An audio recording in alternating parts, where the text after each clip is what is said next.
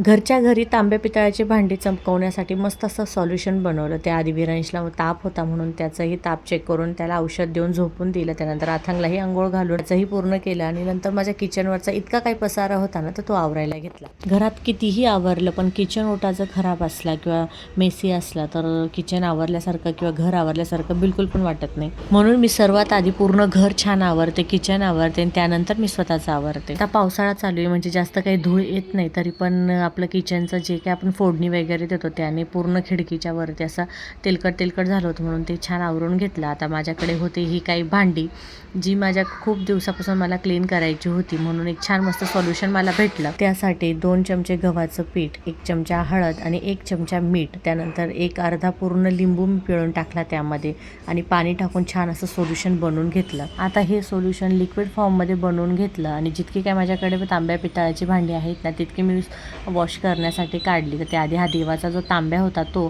त्यानंतर जे काही माझ्याकडे भांडी होती देवाची ती सगळी भांडी मस्त स्वच्छ अशी धुवून घेतली. हे व्हायरल सोल्युशन आहे जे खूप लोक यूज करतात म्हणून मी पण ट्राय केलं. पण खरं सांगू मस्ट आहे, हे एकदम यूजफुल आहे आणि डाग पडणार नाही यासाठी मस्त कोरड्या कपड्याने पुसून घ्या. व्हिडिओ आवडला असेल लाईक शेअर सेव्ह करा. अरे फॅमिली ब्लॉगसाठी फॉलोही करा. बाय.